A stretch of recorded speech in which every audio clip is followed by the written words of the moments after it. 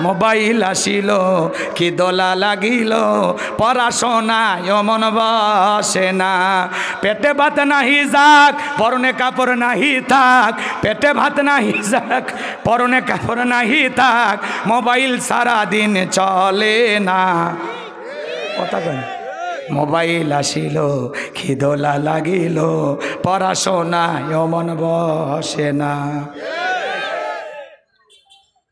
রাত 12টার পরে নার্গিস যখন ফোন করে দুশোকে ঘুমার আসে না রাত 12টার পরে বন্ধু যখন ফোন করে দু চোখে ঘুমার আসে না রাত জাগিয়া ফোনে সেট করিয়া রাত জাগিয়া ফোনে সেট করিয়া ফজরের নামাজে ঘুম ভাঙ্গে না মোবাইল আসিল কি দোলা লাগিল পড়াশোনায় মন বসে না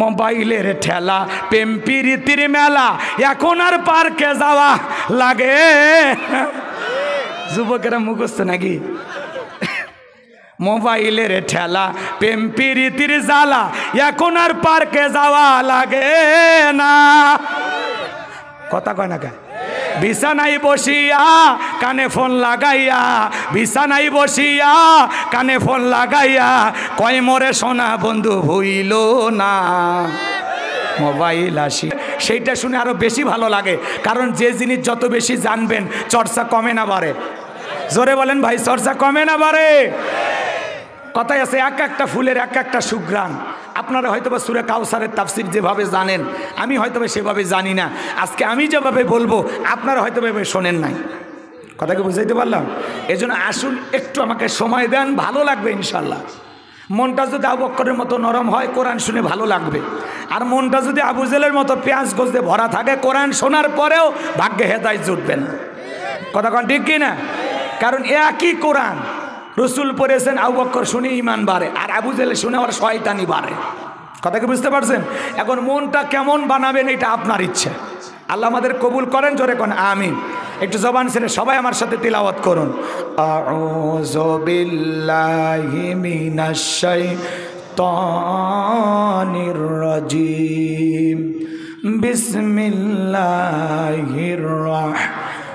রাহমানির রহিম বিতাড়িত মোর্দার শয়তানের কাছ থেকে আল্লাহ পাকের কাছে আশ্রয় প্রার্থনা চাচ্ছি পরম করুণাময় সিমদালু আল্লাহ তাআলা নামে শুরু করছি ইন্না আ'তাইনাকাল কাউসার ফাসাল্লি লিরাব্বিকা ওয়ানহার ইন্না শানিয়াকা হুয়াল আবতার আল্লাহু আকবার যে কোনো আয়াত বা সূরার তাফসীর করতে হলে কোন প্রেক্ষাপটে কোন সময় রসুলের উপরে সে আয়াতটি বা সূরাটি নাজিল হয়েছে সেই নাজিলের প্রেক্ষাপট আছে না নাই আরবিতে বলা হয় শানি নজুল যদি শানি নজুল আলোচনা করা হয় তাহলে তাফসীর বুঝতে সহজ হয় বলেন আল্লাহু আকবার তাহলে নবীজির উপরে কোন প্রেক্ষাপটে কোন সময় সূরা কাউসার নাজিল হয়েছে আমি কি একটু বলবো আমার ভাইয়েরা গভীর মনোযোগ দিয়ে শুনবেন বিশ্বনবীর প্রিয় সাহাবী হযরতে আনাস রাদিয়াল্লাহু তাআলা বলেন আমরা বিশ্বনবীর চারপাশে বসা আমি তাকায় দেখি নবীজির মনটা ভীষণ খারাপ মুখটা মলিন চোখের কোনা দিয়া অশ্রু ঝরতেছে কিছুটা সময় অতিবাহিত হয়ে যাওয়ার পরে তাকায় দেখি আমার নবীজি মুস্কি মুস্কি হাসতেছেন বলেন আল্লাহু আকবার আমার ভাইয়েরা হযরতে আনাস দেখে বলেন নবী গো এই মাত্র দেখলাম আপনার মনটা খারাপ মুখটা মলিন চোখের কোনা দিয়ে অশ্রু ঝরতেছে আবার কেন হাসেন আমার নবী কেন হাসেন কেন কাঁদেনের পেছনে রহস্য আছে না নাই নবীজির কান্না করার কারণ হলো নবীজির কলিজার টুকরা ছেলে সন্তানগুলো জন্মগ্রহণ করে আর এক এক ছেলে সন্তানগুলো মারা যায় ইব্রাহিম মারা যায় আবুল কাসেম মারা যায় তাহের মারা যায় সন্তানগুলো জন্ম নিয়ে যদি একে একে মারা যায় বাবা হিসাবে নবীর মনেও কষ্ট লাগে কি না জোরে বলেন বাজান লাগে কি না ভালো করে বুঝবেন। ছেলেগুলো একে একে জন্মগ্রহণ করে মারা যায়। আর নবীর কাছের চাচা নাম হলো আবু লাহাব। ডেকে বলে, ভাতিজা, তোমার বংশে ভাতিজার কেউ থাকলো না, তুমি একটা লেস কাটা, তুমি একটা নির্বংশ, জোরে কন্যা উযুবিল্লাহ।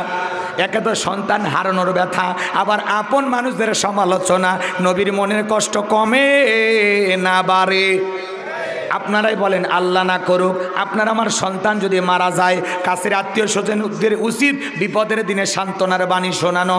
বাবা সবর করো, ধৈর্য ধারণ করো, আল্লাহ সন্তান দিয়েছে, আল্লাহ নিয়েছে, মন খারাপ করো না। আল্লাহ যদি চায় বছর না ঘুরতে আবারও তোমাদের কোল আলোকিত করে আল্লাহ সন্তান দিতে পারে। কথা কন ঠিক কিনা? বিপদের দিনে কাছের মানুষদের অতি সান্ত্বনার বাণী শোনানো। কিন্তু নবীর চাচা আবু লাহাব এতটাই খারাপ, চিন্তা করেন বাজান, আবু লাহাব কতটা খারাপ যে আল্লাহ তার নামে সূরা দিয়েছে। তার মানে আবু লাহাব আবু জেলের চাইতেও খারাপ। কথা কন না কে? কথা কি বোঝেন না? নবীজির ছেলে মারা গেছেন আর কাছের চাচা হয়ে যায়, বলে ভাতিজা তুমি একটা লেস কাটা, তুমি একটা নির্বংশ, তুমি একটা হাত খুঁড়ে, জোরে কর নাউজুবিল্লাহ। যদিও রসুলের চারটা কন্যা সন্তান জীবিত ছিল। কথা বলেন ঠিক কিনা? এই নানান কথাগুলো বলে সমালোচনা করতেছে। আমার ভাইয়েরা, এই দুনিয়ার জমিনে অনেক পয়গাম্বার এসেছেন, তাদের সন্তানকে আল্লাহ তাআলা জীবিত রেখেছিলেন, কিন্তু বিশ্ব নবীর একটা ছেলে সন্তানও কেন জীবিত থাকলো না? কেন তারা শিশুকালে বিদায় নিলেন? একটা ছেলেও কেন যৌবন পর্যন্ত আল্লাহ তাআলা দুনিয়ার জমিনে জীবিত রাখলেন না? শিশুকালে বিদায় নেওয়ার পেছনে কি সেই কারণ আপনাদের জানতে মনে চায় না? রসুলের ছেলে সন্তানগুলো শিশুকালে বিদায় নেওয়ার পিছনে কারণ আছে তিনটি। জোরে বলেন কয়টি? কি সেই তিনটি রহস্য উম্মত হিসাবে জানতে মনে চায় না? আমার নবীজির ছেলে সন্তানগুলো আল্লাহ তাআলা কেন শিশুকালে নিলেন? একটা ছেলেও কেন প্রাপ্ত বয়স হওয়া পর্যন্ত এই দুনিয়ার জমিনে জীবিত থাকলো না? আল্লাহ তাআলা কেন তাদেরকে শিশুকালে নিয়েছেন? কি সেই তিনটি কারণ? কি সে রহস্য? কারা কারা শুনবেন? দুই হাত তুলে আল্লাহকে দেখান। লিল্লাহে তাকবীর। হাত নামান। আমার ভাইয়েরা, যদি আমি সেই তিনটি কারণ বলতে চাই তাহলে 3 নাম্বার আয়াতের আলোচনা শুরু করে দেওয়া লাগবে। আমি কি 1 নাম্বার আয়াত বাদ দিয়ে 3 নাম্বারে যাব, নাকি আস্তে আস্তে শুরু করা যাক? তাহলে নবীজির ছেলে সন্তানগুলো কেন জীবিত থাকলেন না? আল্লাহ তাআলা কেন তাদেরকে শিশুকালে নিলেন? কি সেই রহস্য? কি সেই তিনটি কারণ? আমি অবশ্যই বলবো, যদি ধৈর্য নিয়ে বসে থাকেন ইনশাআল্লাহ। আমার ভাইয়ের একটু মনোযোগ দেওয়া শোনেন, যে কথা বলতে চাচ্ছিলাম, গভীর মনোযোগ দেওয়া কথাগুলো শুনবেন। একে তো সন্তান হারানোর ব্যথা, আজকে অনেক মানুষ রসুলের নামটা পর্যন্ত জানে না। এক জায়গায় যা বললাম, ভাই বলেন তো আমাদের নবীর নাম কি? কয় আব্দুল কাদের জিলানী। পীর সাহেবের নাম মুখস্থ আছে, কিন্তু দয়ার নবীর নামটা পর্যন্ত বলতে পারে না। এমন কপাল পোড়া উম্মত আছে না? না। নবীজির ছেলে সন্তানগুলো মারা গেলেন, কি সেই কারণ আমি অবশ্যই বলবো। তাহলে একে তো সন্তান হারানোর ব্যথা, কাফেরদের সমালোচনা, অন্যদিকে সাহাবায়ে কেরাম যারা ইসলাম ধর্ম গ্রহণ করে, কাফের বেঈমানা তাদের উপর নির্যাতন জুলুম চালায়। হযরতে বেলাল তখনও কালেমা পড়ে মুসলমান হন নাই, নবীজি দারুল আরকামে বসা। আমার ভাইয়েরা, ওই জায়গায় হযরতে বেলাল উপস্থিত হয়ে গেলেন। নবীজির চেহারা মোবারকের দিকে তাকাইয়া ডেকে বলেন, নবী গো, আপনার চাইতে সুন্দর মানুষ আমি জীবনে কোনোদিন দেখি নাই। আল্লাহু আকবার। আপনার আমার নবী কতটা সুন্দর জানেন? হযরতে জাবের রাদিয়াল্লাহু তাআলা আনহু বলেন, পূর্ণিমার রাত আমি রাসূলের বাড়িতে গেলাম, সেদিন দেখেছিলাম চাঁদ উদয় হয়েছে 2টা, একটা চাঁদ আসমানে আর একটা চাঁদ জমিনে। হযরতে জাবের রাদিয়াল্লাহু তাআলা আনহু বলেন, আমি একবার আকাশের পূর্ণিমার চাঁদের দিকে তাকাই, আর একবার বিশ্বনবীর চেহারার দিকে তাকাই। হযরতে জাবের রাদিয়াল্লাহু তাআলা আনহু বলেন, ওই আকাশের পূর্ণিমার চাঁদের চাইতে বিশ্বনবীকে আমার কাছে বেশি সুন্দর মনে হয়। একটু সুবহানাল্লাহ বলেন। আপনার আমার নবী কতটা সুন্দর, কতটা সুন্দর। আম্মা জান আয়েশা ডেকে বলেন, যারা ইউসুফ নবীর চেহারার দিকে তাকাইয়া ফলকার থেকে আঙ্গুল কেটে ফেলে দিয়েছিল, ওরা যদি বিশ্ব নবীর চেহারা মোবারকের দিকে তাকাইতো, শুধুমাত্র আঙ্গুল নয়, আঙ্গুল কাটতে কাটতে, হাত কাটতে কাটতে কখন যে নিজের কলিজা কেটে দুভাগ করে দিত, মুহূর্তের জন্য টের পাইতো না। আপনার আমার নবী এতটাই সুন্দর। নবীর কথা ভালো লাগে না? রসুলের উম্মত হিসাবে, নবীর উম্মত হিসাবে নবীর সম্পর্কে যখন আলোচনা হবে, এইটা শোনার পরে মনটা যদি জাগ্রত না হয়, মজা যদি না লাগে, বুঝতে পারবেন রসুলের প্রতি 100% ভালোবাসা আপনার নাই। কথা কন না গে, রাগ করেছেন মনে হয়? নবীর কথা বলতেছে, একটু মন দিয়ে শোনেন, মন দিয়ে শোনেন, কানটা খরগোশের মতো খাড়া করেন। বাজান গো আমার, আমি যে কথা বলতে চাচ্ছিলাম, আম্মা জান আয়েশা ডেকে বলেন, ও দুনিয়ার মানুষ, তোমাদের একটা সূর্য আছে, আমি আয়েশার একটা সূর্য আছে। তোমাদের সূর্য উদয় হয় দিনের বেলায়, আর আমি আয়েশার সূর্য উদয় হয় রাতের বেলায়। বলেন আল্লাহু আকবার। আম্মা জান আয়েশা ডেকে বলেন, আমি একদিন সেলাইয়ের কাজ করতেছিলাম, হাত থেকে সুইটা পড়ে গেল, বাতিতে কোনো তেল ছিল না, বাতি জ্বালাইতে পারলাম না, অপেক্ষায় বসে থাকলেন। বিশ্বনবী যখন এশার সালাত আদায় করার পরে ঘরের ভিতরে প্রবেশ করলেন, নবীজি ঘরের ভিতরে প্রবেশ করে সর্বপ্রথম আম্মা জানকে সালাম দিলেন। আল্লাহু আকবার বলেন। নবী ঘরে ঢুকে তার প্রিয়তমা স্ত্রীকে সালাম দিলেন। এই আমল উম্মতের ঘরেও চালু থাকার দরকার আছে না নাই? বিবিকে সালাম দেওয়া রসুলের সুন্নত। কথা কয় না কেন? নবী ঘরে ঢুকে তার স্ত্রীকে সালাম দিলেন। আপনিও যখন বাড়ির ঘরের ভিতরে ঢুকবেন তখন বউকে সালাম দিবেন। স্বামীও সালাম দেয় না, বউও সালাম দেয় না, দুইজনে বোবা। কথা কয় না বারে, দোয়া করবো হুজুর, একটু কথা বলবেন, কথা বলবেন, হু হা কইন, খালি ভাল লাগবে। একটু গতি বাড়াবেন, বোঝেন না, ধাক্কা মারবেন, খালি কথার ধাক্কা, আর কিছু না, টাকা চাবো না, নিশ্চিত থাকেন। আমার ভাইয়েরা মন খারাপ করে কয় চালেও দেবো না, সেই জিনিস কয় চালেও আর দেবো না। আল্লাহু আকবার, আল্লাহু আকবার। আমার ভাইয়েরা, আমি যে কথা বলতে চাচ্ছিলাম, তাহলে ঘরে ঢুকে বিবিকে সালাম দিবেন তো ইনশাল্লাহ। আজকে বাড়িতে যা সালাম দিবেন, আসসালামু আলাইকুম রহিমা, কেমন আছো সোনা, ঘরে দরজাটা খোলো না, আমি তোমার লিটনের বাপ, তোমার দিওয়ানা। বউ খুশি হয়ে দরজা খুলবে। কথা বলেন ঠিক কিনা? কিন্তু আমাদের ব্যবহার এত মিষ্টি না। বাড়িতে যা ডাক দেয়, এ রুবেলের মামে দরজা খোল, বেশি দেরি হলে দরজা ভাঙ্গে ফেলিয়া দিয়া তোর পিঠের ওপর আজ কি যে হবি রে। বউ বলে ভিতর থেকে, এটা স্বামী না সেকেন্ড আজরাইল। সব করম বইয়ের কাছে বাইরে যা বলে, আমার বউ আমাকে বাঘের মতো ভয় করে। বাঘ একটা পশু, জানোয়ার, তুমি বইয়ের কাছে মানুষ হতে পারো নি, জানোয়ার হয়ে আছে। আপনাদের কথা কিন্তু বলি নাই, এটা ভারতের ওয়াজ, রাগ করছেন মনে হয়। বইয়ের কাছে সময় মতো বাঘ হওয়া লাগবে। কথা কন না কেন? রাগ করতেছেন নাকি আপনারা? এদিক খেয়াল করেন, বিবিকে সালাম দিবেন, পারবেন তো ইনশাআল্লাহ? প্রথমে বউকে সালাম দিবেন, লোকজন যদি না থাকে বইয়ের হাতটা ধরে মুসাফা করবেন। কার হাত? এ যুবক কথা বলো, বইয়ের হাত, পাশের বাড়ির ভাবির হাত না, ধরলে ঝাঁটা দিয়ে পিটাবে। বইয়ের হাত ধরে মুসাফা করবেন। একেবারে যদি ময়দান ফাঁকা থাকে, কোলা কুলিও সেরে নেবেন। মারহাবা কন। কার সাথে? পারবেন তো? প্রথমে সালাম, এরপরে মুসাফা, এরপরে কোলাকুলি। যদি আপনারা স্বামী স্ত্রীর মধ্যে এই আমল চালু রাখতে পারেন, আপনাদের দাম্পত্য জীবনে কোনোদিন অশান্তি থাকবে না। আল্লাহর পক্ষ থেকে আপনাদের এই সম্পর্কের উপরে রহমত নাজিল হবে। সুবহানাল্লাহ, জোরে বলেন। আপনি যদি দাম্পত্য জীবনে সুখ পেতে চান, শান্তি পেতে চান, সুখী থাকতে চান, বিশ্বাস করেন, আজকে সকালে বিয়ে হয়, সন্ধ্যায় তালাক, সন্ধ্যায় বিয়ে হয়, সকালে তালাক, বিচ্ছেদ, তালাকের ঘটনা কমছে না বাড়ছে? এই দাম্পত্য জীবনে এত তালাক হওয়ার পিছনে একটাই কারণ রসুলের সুন্নত পারিবারিক জীবনে আমল হয় না। রসুলের 4টা সুন্নত প্রত্যেকটা স্বামী স্ত্রীর মধ্যে আমল যদি হয়, বিশ্বাস করেন মৃত্যু পর্যন্ত সম্পর্ক টিকে থাকার গ্যারান্টি। কয়টা সুন্নত? রসুলের 4টে রোমান্টিক সুন্নত আছে। যদি আমল করতে পারেন, আপনাদের দাম্পত্য জীবনে ভালোবাসা বাড়বে, কমার কোনো সুযোগ নাই, মৃত্যু পর্যন্ত এই বাঁধন ছিঁড়বে না। আল্লাহু আকবার বলেন। কি সেই 4টা সুন্নত আপনাদের শুনবার মনে চায়? সংসারী জীবনে সুখ পেতে হলে এই 4টা সুন্নত কারা কারা আমল করবেন? 2 হাত তুলে দেখান তো দেখি। লিল্লাহে তাকবীর। এখন যদি আমি সুন্নতগুলো বলতে চাই, তাহলে আমার আলোচনা এলোমেলো হয়ে যাবে। একটু ধৈর্য নিয়ে বসে থাকেন, শেষের দিকে বলবো ইনশাআল্লাহ। আম্মা জান আয়েশা ডেকে বলেন, নবীজি যখন ঘরের ভিতরে প্রবেশ করলেন, নবীজির চেহারার আলোতে সুইটা কই পড়ে আছে আমি পরিষ্কার দেখতে পেয়েছি। বলেন আল্লাহু আকবার। আচ্ছা, সালামের কথা বললাম, আপনারা কি ভয় পাচ্ছেন নাকি? জয়পুরহাটে ওয়াজ করলাম, এক যুবককে বললাম, বউকে যা সালাম দিবা, কয় হুজুর আমার শরম লাগে। আমি তখন বললাম, বিয়ে করছো? কোন কি হুজুর, 3 ছেলের বাপ আমি।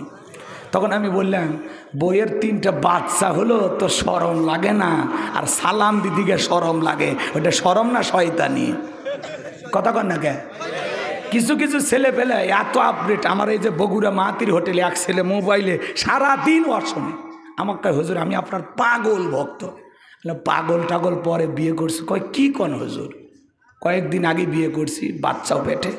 তখন আমি বললাম বিয়ে তো করছো বাবা, তো স্ত্রীর সহবাসের একটা দোয়া আছে জানিস? কয় দোয়া হুজুর, ওটা দোয়া পড়ার টাইম কোথায় কয় না কে?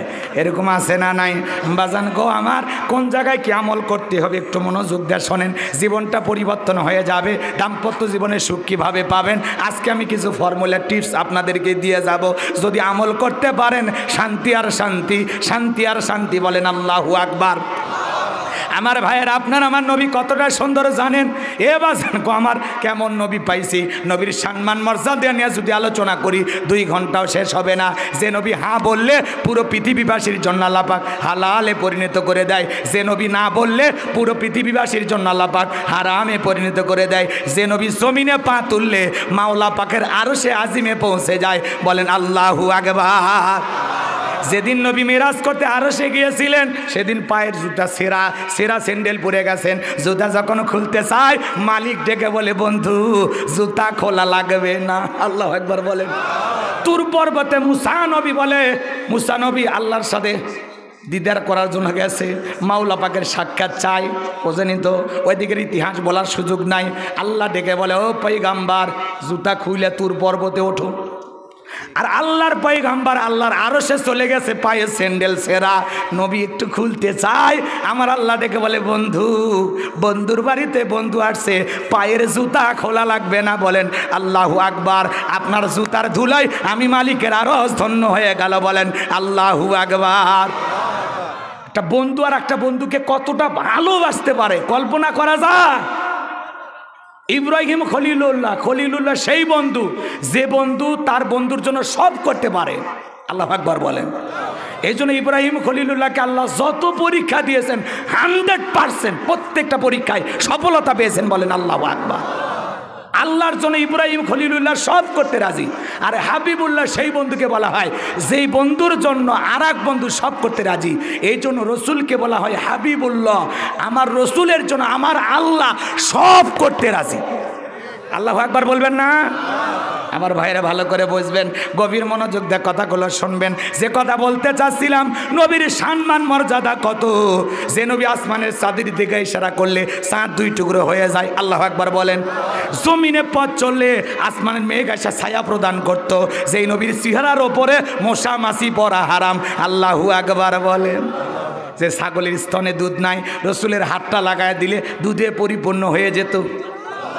যে খাবারটা 2-3 জন মানুষ খাইলে ফুরিয়ে যাবে, ওই খাবারে যখন নবীজির হাতটা লেগে যায় শত শত মানুষ খাবার খাইয়েও যেমন খাবার তেমনি থাকে। রসুল আকরাম সাল্লাল্লাহু আলাইহি সাল্লাম যখন ঘেমে যেতেন, আম্মা জানেরা রসুলের চেহারার দিকে তাকাইলে মুক্তর দানার মতো ঘামগুলো চিকচিক চিকচিক করতো। ওই ঘামগুলো এরকম জড়াইয়া শিশির ভিতরে জমা করে রাখতেন। বিশেষ দিনে রসুলের দেহের ঘামগুলো সুগন্ধি হিসাবে ব্যবহার করা হতো। যেই নবীর চেহারার দিকে তাকাইলে যার পেটে ক্ষুধা থাকে ক্ষুধা চলে যাইতো। সুবহানাল্লাহ বলবেন না? সেই নবীর কাছে হযরত বেলাল, কথা মনে আছে না নাই? বেলাল দেখে বলেন নবী গো আপনি কালেমার দাওয়াত দেন, ইসলামের প্রচার প্রসার করেন, আমার একটু কালেমা পড়ে মুসলমান বানায় দেন। বিশ্ব নবী হযরত বেলালকে পড়া দিলেন লা ইলাহা ইল্লাল্লাহু মুহাম্মাদুর রাসূলুল্লাহ সাল্লাল্লাহু আলাইহি ওয়াসাল্লাম। হযরতে বেলাল কালেমা পড়ে মুসলমান হয়ে গেল। আমার নবী ডেকে বলে বেলাল রে, ইসলামের অবস্থা এখন ভালো না, কালেমা পড়েছো আপাতত প্রকাশ করা যাবে না। আপনারাই বলেন তো ইসলামের অবস্থা কি সব সময় ভালো থাকে? আজও তাম পৃথিবীর দিকে তাকায় দেখেন, ওই জালেমদের টার্গেট ইসলাম আর মুসলমান। কথা কয় না মানে কোন কথা শেষে একটু ঝাঁকি দেওয়া লাগবে, বুঝলেন? একটু ঠিক পুরুষের মতো কবেন। আসলে তাম পৃথিবীর জালেমেরা ঐক্যবদ্ধ হয়েছে ইসলাম আর মুসলমানকে বিদায় করার জন্য। কথা বলে ঠিক কিনা? ইসরায়েলি ইহুদি জালেমেরা নেতানিয়াহুর নেতৃত্বে ৭৭ বছর ধরে এই মুসলমানদের উপর বর্বর নির্যাতন জুলুম চালানো হচ্ছে। এখন নেতৃত্ব দিচ্ছে নেতানিয়াহু, টাকো মাথা, সাথে কোনো মাল নাই। কথা কন না কেন? এরা মুসলমানদের দিক খেয়াল করেন, ফিলিস্তিনি মুসলমানদের শিশু থেকে বৃদ্ধ পর্যন্ত হাসপাতাল মসজিদ কোনো কিছুর উপরে হামলা করা বাদ রাখে নাই। এরা এই ইহুদিরা এত বর্বর জাতি, এদের অন্তরে কোনো মায়া দয়া নাই। কথা কন না কেন আমার ভাইয়েরা? কিন্তু মনে রাখবেন, জালেমদের জুলুম যত বাড়বে মুসলমানদের বিজয় তত নিকটে। যে সমস্ত জালেমেরা মুসলমানের রক্ত দিয়ে হাত রাঙাইছে, আজ হোক কাল হোক ওই জালেমদের জীবনের পরিণতি ভালো হবে না। নমরুদ ফিরাউনের চাইতে কঠিন পরিণতি ওদের অপেক্ষা করতেছে। কথা কন ঠিক কিনা? যারাই মুসলমানের ইসলামের বিরুদ্ধে ইসলামকে থামানোর ষড়যন্ত্র করেছে, ইসলামকে থামাইতে এসেছে যারা, আল্লাহ তাদের জীবনকে থামিয়ে দিয়েছেন। এজন্য ইসলাম আর মুসলমানের বিরুদ্ধে ষড়যন্ত্র করলে ওই জালেমের জমিনে টিকে থাকবে না। আজ হোক কাল হোক জালেমদের শেষ পরিণতি পরাজয়, ইসলাম আলাদের শেষ পরিণতি হলো বিজয়। শেষ বিজয়ের হাসি আমরাই হাসব, বিজয়ের মালা একদিন আমরাই গলে পরব ইনশাআল্লাহ। তাম পৃথিবী মুসলমানরা শাসন করবে, আর তার সংবিধান হবে আল্লাহর কোরআন। আল্লাহু আকবার। আমার ভাইরা একটু গভীর মনোযোগ দিয়ে শোনেন। হযরতে বেলাল ডেকে বলে, নবী আমার জীবনের কোনো দাম নাই। আমার মনি বোমাইকে বলেছিলাম উর্দুম বা ছাগল পেশাব পায়খানা করে দেয়, এই ঘরে থাকতে আমার বড় কষ্ট হয়। আমার মনিব ডেকে বলে, বেলাল রে, উর্দুম বা ছাগলের দাম আমার কাছে আছে, কিন্তু তোর মতো কালো হাফসি বেলালের দাম আমার কাছে নাই। জোরে কন্যা উজুবিল্লাহ। আমার নবীর কাছে ডেকে বলে, নবী আপনি শুধু আমার জন্য দোয়া করেন, মৃত্যু পর্যন্ত যেন আল্লাহ তাআলা কালেমার পথে টিকে থাকার তৌফিক দান করেন। এই কথা বলে হযরতে বেলাল চলে গেলেন। পরের দিন সকালবেলা সূর্য উদয় হয়ে গেছে, হযরতে বেলাল দরজা খোলে না। অন্য অন্য চাকর বাকর যারা আছে এরা নানিস না শুনে গেছে মায়ের বাড়িতে, যাই বলে না থাকো, এখন পর্যন্ত বেলাল দরজা খোলে নাই। তাই নাকি বলে, হ্যাঁ ঠিক আছে যাও। এই কথা বলে বাজান গো আমার, ওমায় এক পা দুপা করে বেলালের দরজা সে ডাক দেয়, বেলাল দরজা খোলো। হযরতে বেলাল দরজা খোলে না, জোরে করে ধাক্কা মারছে। যখন দরজা খুইলা গেছে, এইবার উমাইয়া তাকিয়া দেখে যেই রাত্রিতে হযরতে বেলাল কালেমা পড়ে মুসলমান হয়েছে, ওই রাত্রিতে একটা উট্টুম বা ছাগলের কাছে কোনো পেশাব পায়খানা নাই। বলেন আল্লাহু আকবার। এইবার ওমায় ডেকে বলে, এ চাকরের দল, বেলালের বিরুদ্ধে মিথ্যা অভিযোগ দাও। তোমরা যখন ঘুমাচ্ছিলে বেলাল তখন ময়লা আবর্জনা পরিষ্কার করেছে, তাকায় দেখো না একটা উর্দুম বা ছাগলের কাছে কোনো পেশাব পায়খানা নাই। যাও যাও নিজেদের কাজে যাও। এই কথা বলে ওদেরকে তাড়িয়ে দিয়া এক পা দুপা করে হযরতে বেলালের কাছে চলে গেলেন। হযরতে বেলাল দেয়ালে পিঠটা লাগাইয়া জিব্বা নাড়ায়া জিকিরি করে কার? এইবার হযরত বেলালকে হালকা করে ধাক্কা মারছেন, যখন জবান দিয়ে কালেমার আওয়াজ বের হয়েছে তখন বলেন আল্লাহু আকবার। এইবার কালেমার আওয়াজ শোনার পর ডেকে বলে, বেলাল রে তোর জবান দিয়ে কি শুনলাম, তুমি কি কালেমা পড়ে মুসলমান হয়েছ?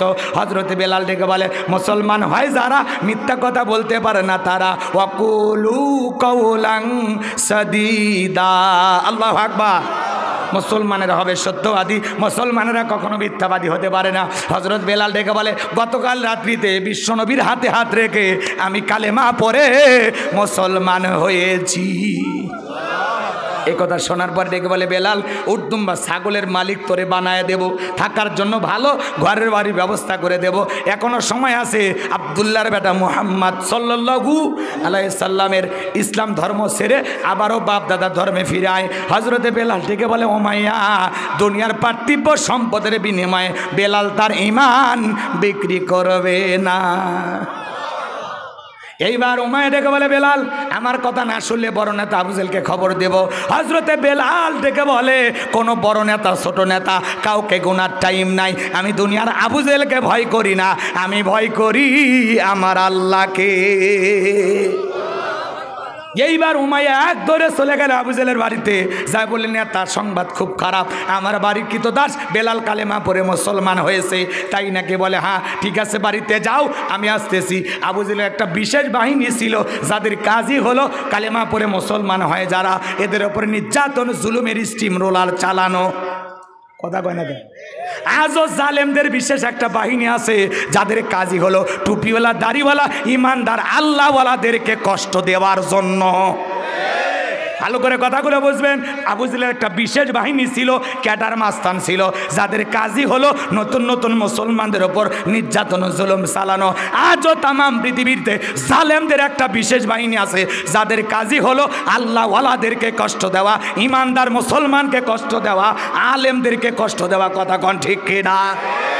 ভালো করে কথাগুলো বোঝার চেষ্টা করবেন। ভাই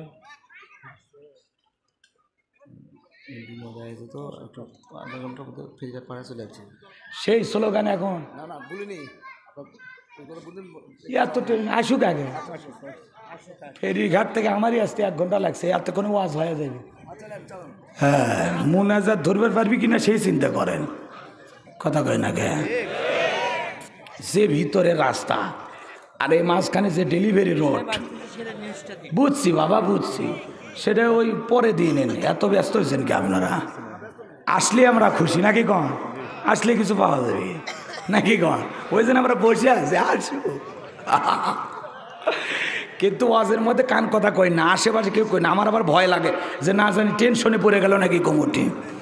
ভয় পাইন না, ভয় পাইন না, কায়দা করে ওয়াজ করবো নাকি খন? একেবারে কচি মাছের মতো, চেনেন তো নাকি খন? কাদায় থাকে কিন্তু গায়ে কাদা লাগে না, এমন কায়দায় মার দেওয়া লাগবে ধরি মাছ না সুই পানি। খালি বুঝবেন, পরে কিন্তু চলবি। কথাকে বোঝেন না? ভাসুরের নাম জানি মুখে আনার দরকার নাই। কথা কয় না বা? রাগ করতেছেন মনে হয়। আমি গাইবান্ধার মানুষ, আমার ভাষা একটু কম বেশি হয়ে গেলে মন খারাপ যার কইরেন না। ভাতিজা মনে করে মাফ করে দেবেন। চলেন সামনের দিকে যাই। বলবো কি বলছিলাম মনে হয় ভুলে গেছেন। আবু জেহেল তার সাঙ্গ পাঙ্গ ক্যাডার মাস্তান সঙ্গে নিয়া ওমায়ের বাড়িতে হাজির হয়ে গেল। ডেকে বলে, বেলাল এইদিকে আয়। বেলাল রে, সব কি শুনছি, তুমি নাকি আব্দুল্লাহর বেটা মুহাম্মদ সাল্লাল্লাহু, রসুলের নাম যখন বলবো কি বলবেন? মুখ বন্ধ থাকে কে? খবরদার, আমি যদি 20 বার বলি 20 বার বলবেন, 100 বার বলি 100 বার বলবেন। দেখিস রসুলের প্রতি কেমন মহব্বত আপনাদের আছে।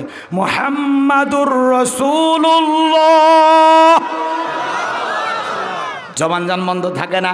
ডেকে বলে, আব্দুল্লাহর বেটা মুহাম্মদ সাল্লাল্লাহু আলাইহি সাল্লামের ইসলাম ধর্ম ত্যাগ করে আবারও বাপদাদার ধর্মে ফিরে আসো। হযরতে বেলাল ডেকে বলে, আবু জেহেল রে, আমার পক্ষে বিশ্ব নবীর কালেমা ছাড়া সম্ভব নয়। বলেন আল্লাহু আকবার। এইবার ডেকে বলে, বেলাল রে, তুই উর্দুম্বা ছাগলের মালিক বানায় দেব, থাকার জন্য ভালো কোয়ার্টারের ব্যবস্থা করে দেব, ব্যবসা যদি করতে চাও দিরহাম টাকা পয়সা যা লাগে সব তোমারে দেব। বিলাল, তুমি যা চাও তোমাকে তাই দেওয়া হবে। এরপরে নবীর কালেমার পথ ছেড়ে আবারও ফিরে আসো। হযরতে বেলাল ডেকে বলে, আবু জেহেল রে, দুনিয়ার পার্থিব সম্পদের বিনিময়ে বিলাল তার ঈমান বিক্রি করতে পারে না। দুনিয়ার সব সম্পদ যদি দিতে চাও, দুনিয়ার সব সম্পদ ছাড়তে রাজি, নবীজির কালেমা ছাড়তে রাজি নাই। বলেন আল্লাহু আকবার।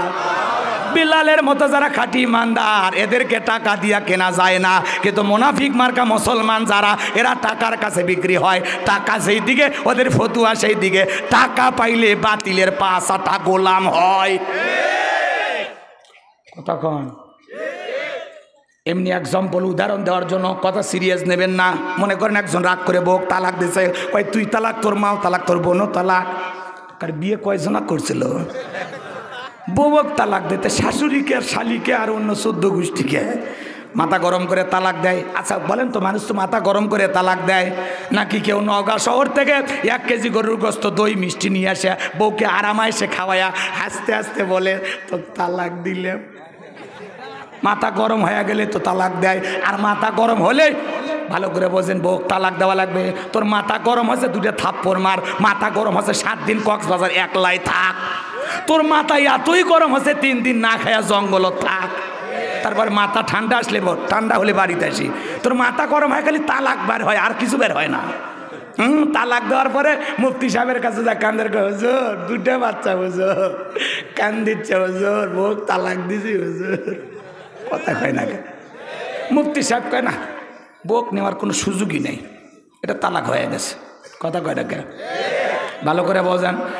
এরপরে দেখবেন কিছু কিছু হুজুরের হাতে যখন 5,000 10,000 টাকা ঢুকে দেয়, হুজুর দেখেন একটা কিছু দেখেন, হুজুর যখন টাকার গন্ধ পাইছে তখন বলে আসলে এটা তো নেওয়ার সুযোগই নাই, যেহেতু মানুষ, আল্লাহ আমাদের মালিক, আমরা বান্দা, আমরা ভুল করি, ভুল ক্ষমা করে দেওয়ার মালিক আল্লাহ। এটা যেহেতু জীবনের প্রথমবার, 2টা বাচ্চা আছে, সব দিক তাকায়া তওবা করে আর একটা সুযোগ আছে না নাই? টাকার গন্ধে অবৈধ বউটাকে বৈধ বলে ফতুয়া দেয়, আসে না? না, তোমার টাকার কারণে ফতুয়া এদিক সেদিক হয়, আল্লাহর কাছে জবাব দিতে হবে। কথা কর ঠিক কি না? এর জন্য রাগ করে বউ তালাক দিন না ভাই, মাথাটা ঠান্ডা রাখেন। রাগকে কন্ট্রোল করাই তো পুরুষের আসল কাজ। রেগে গেলেন তো হেরে গেলেন। রাগ এই যে ঝড় এসে যেরকম কোনো না কোনো ক্ষতি করে, রাগও মানুষের জীবনে কোনো না কোনো ক্ষতি করে যায়।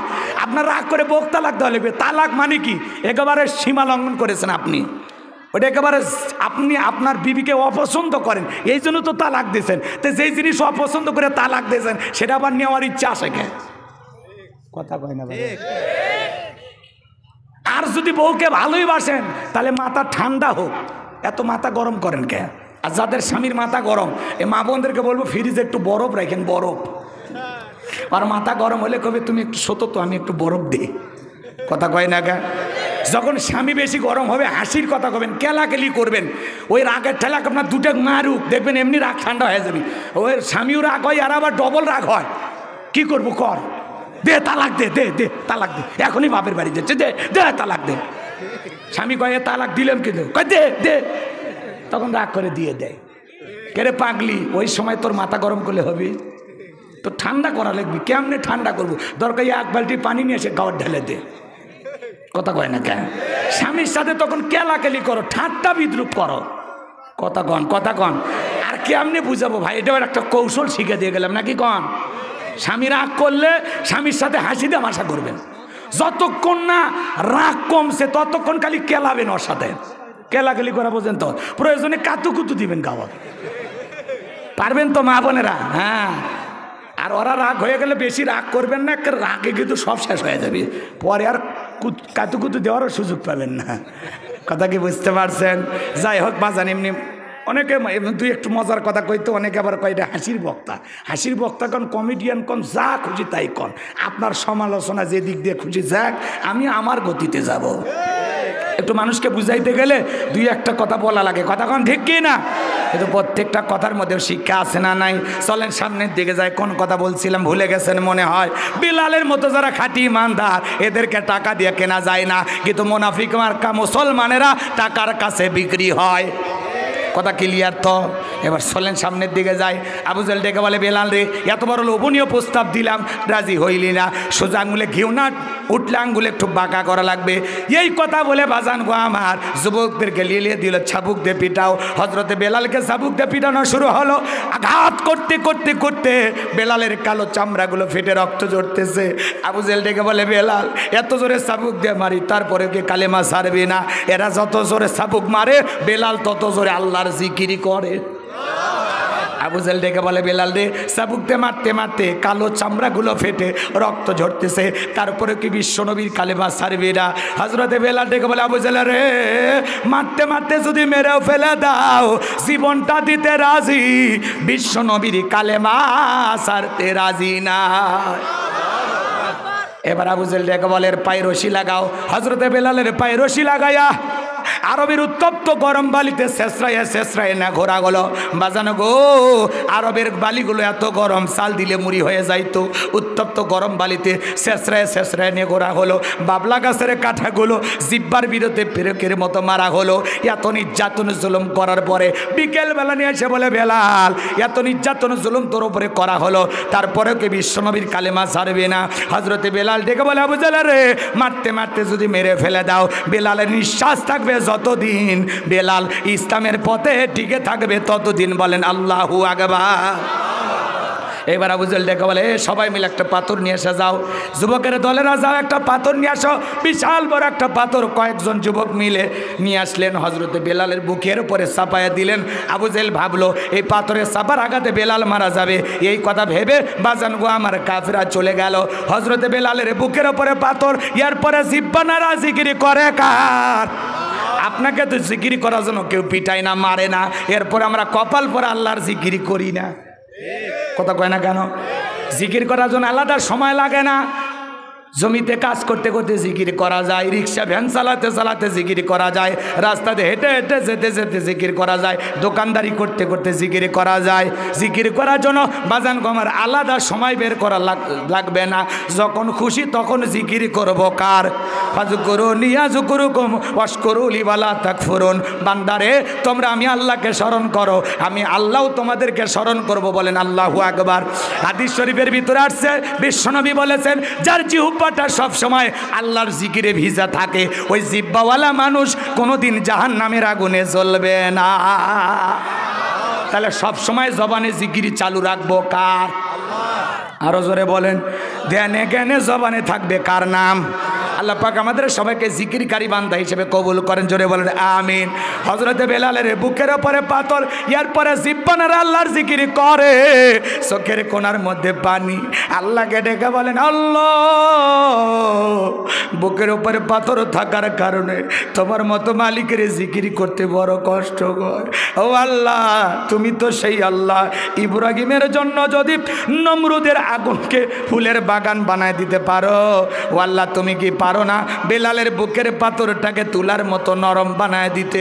হযরতে বেলাল দোয়া করতে দেরি, আসমানের মালিক আল্লাহ দোয়া কবুল করতে দেরি করে নাই। বেলালের বুকের পাথরটাকে আমার আল্লাহ তুলার মতো নরম বানিয়ে দিয়েছে। আমার ভাইরা, আশিক রাসূল বেলাল, নবীর পাগল বেলাল, নবীকে কত ভালোবাসতেন জানেন? বিশ্বনবী যখন মক্কা নগরীতে পথ চলতেন, হযরত বেলাল একবার ডানে যায় আর একবার বামে যায়। আমার নবী ডেকে বলে, বেলাল বুঝিন একবার ডানে যাও একবার বামে যাও, ব্যাপারটাকে?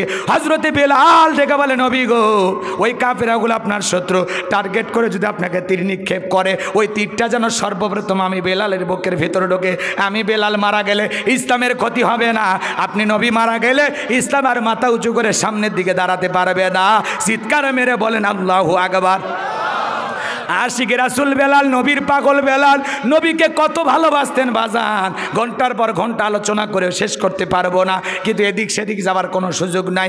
বেলালের ওপর নির্যাতন জুলুমের খবর বিশ্বনবীর কান পর্যন্ত যখন পৌঁছে গেল, আমার নবী তখন ডেকে আবু বকর রে, বেলালের নির্যাতন জুলুমের কষ্টের কথা আমার আর সহ্য হয় না, যাও যাও তুমি আমার বেলালের জন্য একটা কিছু করো। হযরত আবু বকর সিদ্দিক রাদিয়াল্লাহু তাআলা আনহু কয়েক গুণ দাম বেশি দিয়া গোলামির জীবন থেকে হযরত বেলালকে আজাদ করলেন, মুক্ত করলেন। বলেন আল্লাহু আকবার।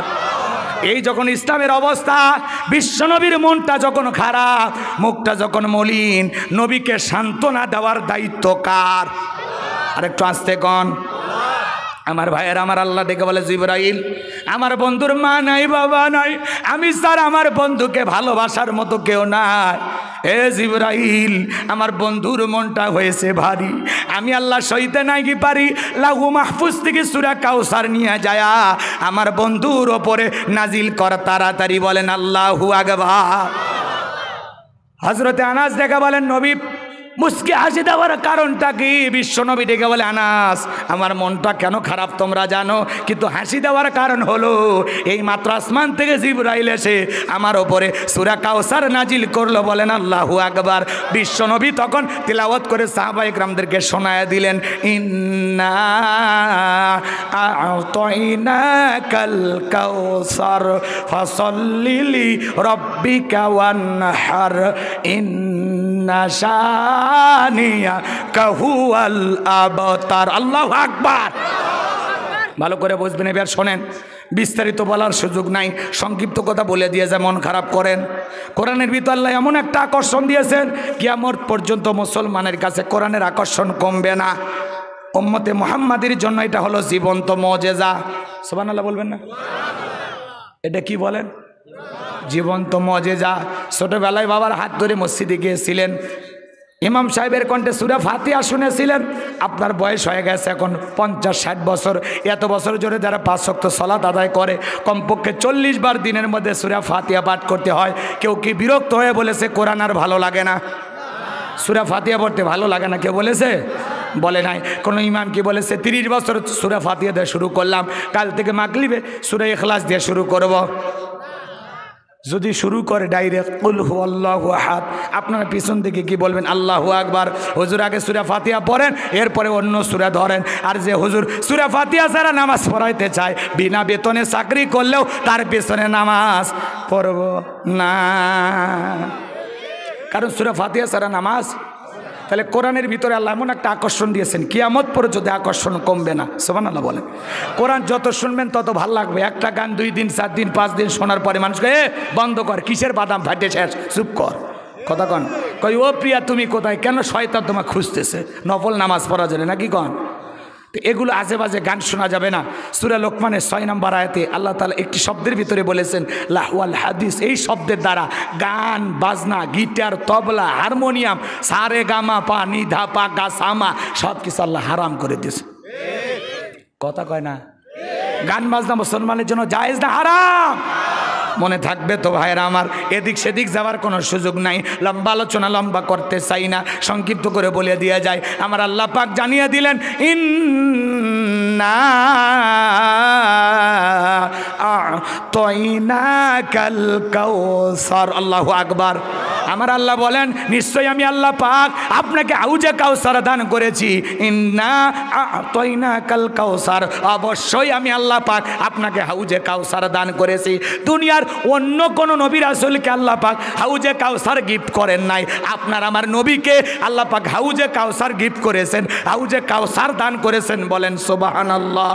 এই হাউজে কাউসারের পানি মধুর চাইতে মিষ্টি, দুধের মতো সাদা, পানির চাইতে ক্লিয়ার। ওই কঠিন কিয়ামতের ময়দানে যেদিন বিচার দিবস কায়েম হয়ে যাবে, মানুষের জিহ্বা ঝুলে আসবে নাভি পর্যন্ত কুকুরের মতো।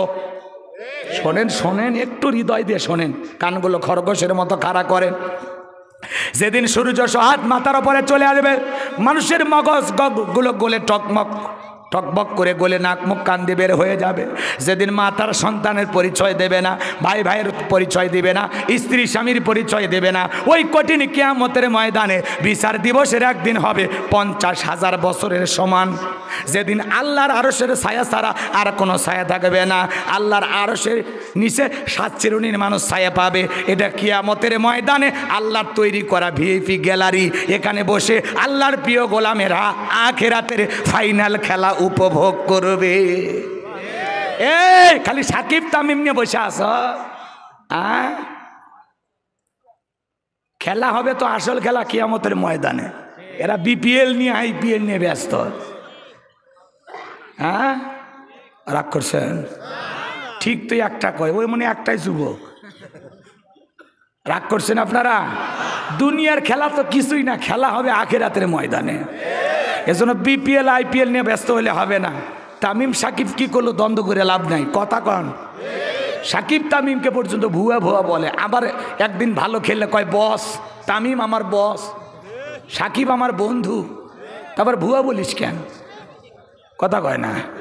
একদিন ভালো খেললে বন্ধু, আর একদিন খারাপ খেলে কয় ভুয়া।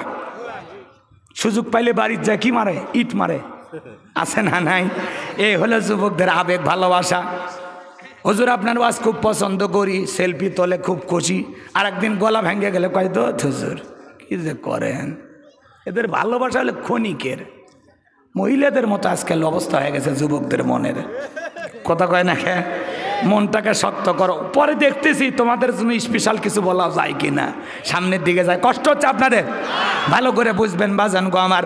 রাসূল আকরাম সাল্লাল্লাহু আলাইহি সাল্লাম হাউজের কাউসারে পেয়ালা নিয়ে দাঁড়িয়ে থাকবেন। শোনেন শোনেন, হযরত আবু বকর সিদ্দিক রাদিয়াল্লাহু তাআলা আনহু পেয়ালাগুলো ভরাইয়া দিবেন। শুনছিলেন? শোনেন শোনেন, আবু বকর সিদ্দিক কি করবেন?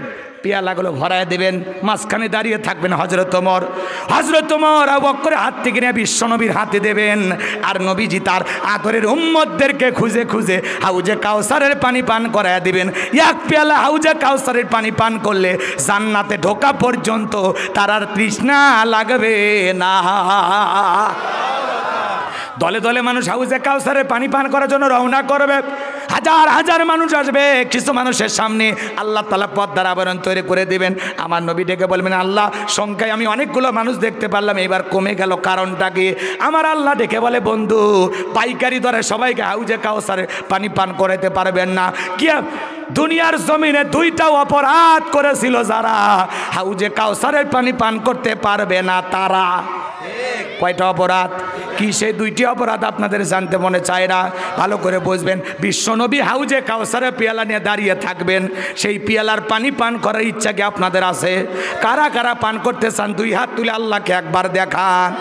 হায় রব্বুল আলামিন, এই নওগাঁর মুসলমানেরা রাসূলের হাতে এক পেয়ালা হাউজে কাউসারের পানি পান করতে চায়। কিয়ামতের ময়দানে সেই সৌভাগ্য আমাদেরকে দান করুন। জোরে বলুন আমিন। আরেকটু জোরে বলেন আমিন। আরও একবার বলেন আমিন। এবার হাত নামান। বিশ্বনবীর হাতে হাউজে কাউসারের পিয়ালা পর্যন্ত পৌঁছাইতে আপনাদের আগ্রহ।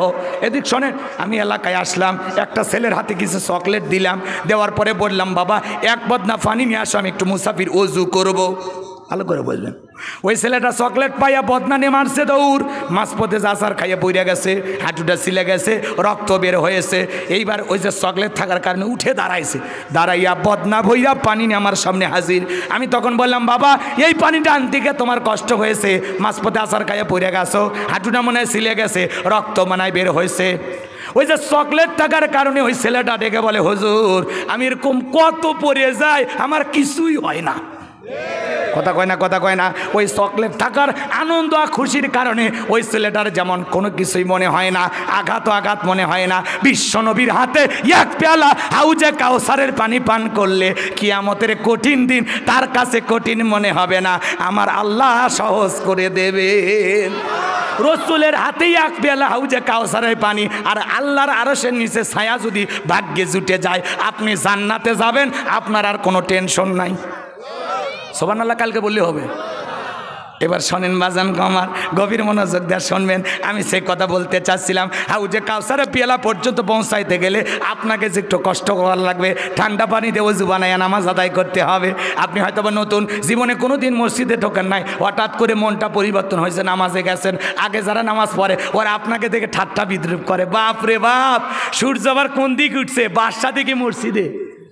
কথা কয় না, ঠাট্টা বিদ্রুপ করে। যারা এরকম বেয়াদবি করে আবার বলে দেখে তো তোর নামাজ কয়দিন থাকে, আমি দেখি তোর নামাজ কয়দিন থাকে। আমি না মসজিদের দারোয়ান, কে ঢোকে কে বার হয় হিসাব থয়, কথা কন্যাকে।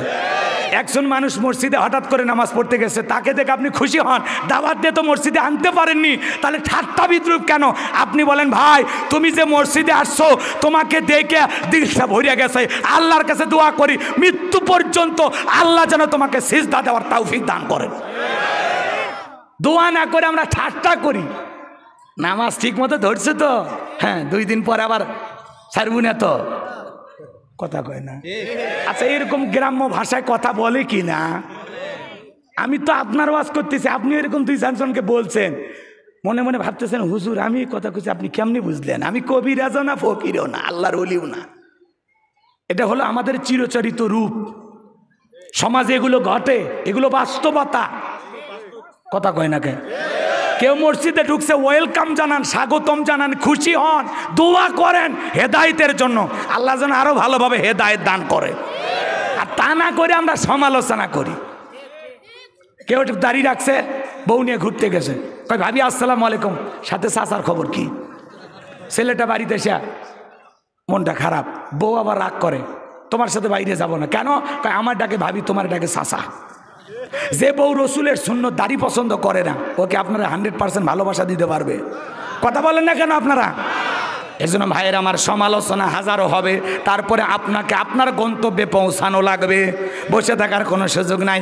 এইবার চলেন, হাউজে কাউসারের পানি পান করতে গেলে কাজ করতে হবে 2টা আঙ্গুল তুলে বলেন তো কাজ করতে হবে কয়টি? আরো জোরে, জোরে হলো না? হাত নামান বাজান গো আমার। এইবার আল্লাহ তাআলা সেটা 2 নম্বর আয়াতে জানায় দিলেন, ফাসল্লিলি রব্বিকা ওয়ানহার। বলেন বলেন, ফাসল্লিলি রব্বিকা ওয়ানহার, ফাসল্লিলি রব্বিকা ওয়ানহার। 1 নাম্বার হলো ফাসল্লিলি রব্বিকা, রবের উদ্দেশ্যে সালাত আদায় করা। নামাজ হবে একমাত্র কার জন্য? উলিন্না সালাতি ওয়া নুসুকি ওয়া মাহইয়ায়া ওয়া মামাতি লিল্লাহি রাব্বিল আলামিন। নবীজি আপনি বলুন, আমার নামাজ, আমার কুরবানি, আমার জীবন, আমার মরণ লিল্লাহি রাব্বিল আলামিন, আসমান জমিনের প্রতিপালকের জন্য। তাহলে মুমিন জীবনের সব ইবাদত হবে একমাত্র আল্লাহ তাআলাকে রাজি খুশি করার জন্য। আমার জীবন, আমার মরণ, আমার বন্দেগি কবুল করো ইয়া ইলাহি, আমার জিন্দেগি, আমার জীবন, আমার মরণ, আমার বন্দেগি। মারহাবা বলেন। তাহলে ফাসল্লি রব্বিকা, রবের উদ্দেশ্যে সালাত, নামাজ হবে একমাত্র কার জন্য? আচ্ছা নামাজের ওয়াজ শুনে উঠিচ্ছেন কে? আপনি নামাজি না? তাহলে জান খে দোয়া করে দে হুজুর। বলবো বলবো শুনবেন না? তো নামাজের কথা বলে ওঠেন কে? ভাল লাগে না? মুমিন জীবনের সবচাইতে গুরুত্বপূর্ণ ইবাদতের নাম হলো সালাত। পেশাব পায়খানা 10 মিনিট আটকে রাখেন, খুবই জরুরি। কত অজুহাত বোঝেন না? হ্যাঁ, অজুহাতের শেষ নেই। আচ্ছা হোক বাজান, আমি আর আপনাদেরকে কষ্ট দেব না, অনুরোধের ভাষায় বলি একটু 2-4টা মিনিট সময় দেন, শেষ মেসেজটা নিয়ে যান। এতক্ষণ তো অনেক কথা বললাম, কিছু নিয়ে বাড়িতে যাওয়ার দরকার আছে না নাই? তাহলে ভালো করে বোঝেন, ফাসল্লি লিরাব্বিকা, রবের উদ্দেশ্যে সালাত। নামাজ হবে একমাত্র কার জন্য? ইয়্যাকা না'বুদু ওয়া ইয়্যাকা নাস্তাঈন। আমরা তোমার ইবাদত করি, সাহায্য তোমার কাছে চাই। গোলামি হবে কার? আরো জোরে বলেন কার? আল্লাহ তাআলা ডেকে বলেন, ফালিয়াবুদু রাব্ব হাযাল বাইত আল্লাযী আত'আমাহুম মিন জু' ওয়া আমানাহুম মিন খাউফ। আমার আল্লাহ ডেকে বলেন, এই ঘরের মালিকের ইবাদত করো। ইবাদত যদি ইবাদতের মতো করতে পারো, বান্দা নামাজ যদি নামাজের মতো হয়, আমি আল্লাহ তাআলা 2টা জিনিস তোমাদেরকে দেব। 1 নাম্বার, নামাজের কোনো টেনশন। এদিক খেয়াল করেন, যে বান্দা নামাজের মতো নামাজ আদায় করবে, 5 ওয়াক্ত সালাতে মসজিদ দিকে মাথা নত করবে, আমার আল্লাহ ডেকে বলে, বান্দা 1 নাম্বার তোমার রিজেকের টেনশন করা লাগবে না, আমি আল্লাহ রিজেকের ব্যবস্থা করব। রিজেক নিয়েই মানুষের যত পেরেশানি। বলেন তো রিজেক দেওয়ার মালিক কে? ওয়ামা মিন দাব্বাতিন ফিল আরদি ইল্লা আলাল্লাহি রিজকুহা। পৃথিবীতে এমন কোনো বিচরণশীল প্রাণী নাই যার রিজেকের ব্যবস্থা আমি আল্লাহ আসমান থেকে করি না। ওই আটলান্টিক মহাসমুদ্রের 33,000 ফিট গভীর অতল পানি নিচে থাকা ছোট্ট একটা প্রাণী, তার রিজেকের ব্যবস্থাও আমি আল্লাহ আসমান থেকে করি। তাহলে বলেন তো, নামাজের মতো পড়লে, রুকু সিজদা সঠিকভাবে করলে, ওই বান্দার জন্য রিজেকের ব্যবস্থা করবেন তিনি কে? আল্লাহ বলেন 2 নাম্বার, মান্দারে তোর জীবনে কোনো ভয় থাকবে না। ভয় আছে না নাই? আপনি মান্দা, বাজারে আপনার দোকান আছে, সেখান থেকে আপনার এই গ্রামের নাম হলো শিয়াটা, 2 লাখ টাকা নিয়ে রাত 2টার দিকে আসবেন, মনে মনে ভাবতেছেন, আল্লাহ টাকা নিয়ে বাড়ি পর্যন্ত যাইতে পারবো নাকি কারো ছিনতাইকারী কবলে পড়ে ডাকা যান 2টায় হারাবো? ভয় আছে না নাই? রাগ করেছেন মনে হয়? ভালো করে বুঝবেন বাজান গো আমার, শুধুমাত্র এই কথা নয়, মেয়েটা কলেজে গেল, একা একা ফিরবে নাকি জামাইয়ের সাথে নিয়ে ফিরবে? ভয় আছে না নাই? কত ধরনের টেনশনে থাকে। স্কুলে মেয়েটা গেল, ভালোভাবে ফিরবে নাকি লালসার শিকার হবে? ভয় আছে না নাই? এই যে গতকালকের ঘটনা বাংলাদেশে বাজান, এমনও ঘটনা ঘটে আমরা অবাক হয়ে যাই। স্বামী স্ত্রী 2 জন রাতের বেলায়, স্বামী ডেকোরেটরে কাজ করে, ঘটনাটা শুনে অবাক হয়ে গেলাম। স্বামী ডেকোরেটরে কাজ করে, স্ত্রী স্বামীকে ভালোবেসে টানে নিতে গেছে। এবার স্বামী স্ত্রী মিলে বাড়ির পথে রওনা করতেছে। পাশে একটা আত্মীয়ের বাড়িতে যাবে ভেবে এক জায়গায় যাচ্ছে, পথের মধ্যে কিছু ছেলেরা ওই স্বামী স্ত্রী পথকে আটকায় দিয়েছে। জিজ্ঞাসা করে এটাকে, বলে আমার বউ। ওই মেয়েকে জিজ্ঞাসা করে এটাকে, বলে আমার স্বামী। এরপরে তারা নানান ধরনের গালিগালাজ দিতে লাগলো, কথা বলতে লাগলো। পরিশেষে স্বামীর অস্ত্র মুখে স্বামীকে ঠেকাইছে, আর মেয়েটাকে পাশে ভুট্টার খেতে নিয়ে যায় গণধর্ষণ করেছে। মেয়েটা ছিল গর্ভবতী। স্বামীকে অস্ত্র মুখে জিম্মি করে গর্ভবতী নারীকে গণধর্ষণ করলো, যার ফলে মেয়েটার বাচ্চাটা পর্যন্ত নষ্ট হয়ে গেল। হাসপাতালে ডাক্তাররা পরীক্ষা নিরীক্ষা করলো। এই যে পাবনা জেলার ঘটনা, কথা কন্যা, পাবনা আমিনপুরের ঘটনা বাজান গো আমার। তাহলে চিন্তা করেন, আজকে সমাজে স্বামীর সাথে স্ত্রী হেঁটে যাবে, তারও নিরাপত্তা নাই। কথা কন্যা কে? কারণ আল্লাহর আইন এই সমাজে নাই। আল্লাহর আইন দিয়ে যদি ধর্ষকদের বিচার করা হতো, প্রতিদিন মাঝে মাঝে ধর্ষণের ঘটনা ঘটে। এই যে কয়েকদিন আগে বিশ্ববিদ্যালয়ে, কথা কনে, স্বামীকে বেঁধে রেখে গণধর্ষণ করলো। আজকে আবার দেখেন কি ঘটনা পাবনায় ঘটে গেল। স্বামী স্ত্রী মাহফিল শেষে যাইতেছিল নাকি ডেকোরেটরে কি কাজ করে যাইতেছিল আল্লাহ ভালো জানে। রাতের বেলা স্বামী স্ত্রী একা একা যাবে, আপনার কোনো সমস্যা আছে? কথা কন না। আজকে সমাজে আল্লাহর আইন দিয়ে বিচার করা হয় না। সর্বোচ্চ পর্যায়ে মা বোনেরা ক্ষমতায়, এরপরে মা বোনদের ইজ্জতের নিরাপত্তা নাই। কথা কন না কে আপনারা? সেই যুদ্ধের সময় আমার মা বোনদের ইজ্জত জালেমেরা ছিঁড়ে ছিঁড়ে খেয়েছিল।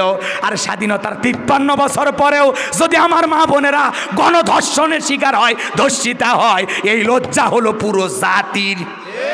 এই লজ্জা দেশের সরকারে যারা থাকে তাদের। এ দায় আপনি এড়াতে পারেন না। আপনার দেশের অভিভাবক করেনটা কি? কি বিচার করেন যে ধর্ষণ বন্ধ হয় না? আল্লাহর কোরআনে ধর্ষকের শাস্তি আছে না নাই? দুনিয়ার সমস্ত আইন দিয়ে তো বিচার করলে লাভ হলো না, আল্লাহর আইন দিয়ে একটু বিচার করেন।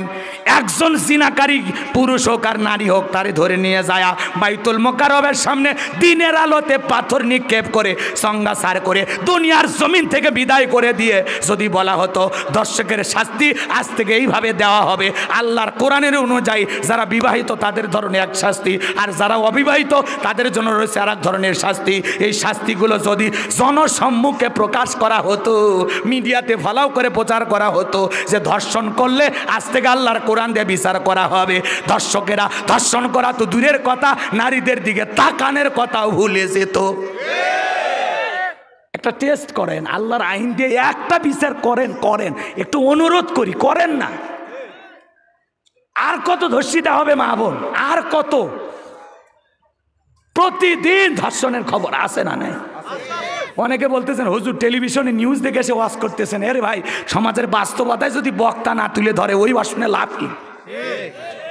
বোবা শয়তান আবার করছেন যে সমাজে যা ঘটে ঘটুক চোখ বন্ধ করে টান মারেন। কথা কন নাকি আপনারা? আর কত? এদেশের স্পিকার মহিলা, প্রধানমন্ত্রী মহিলা, কথা কন নাকি?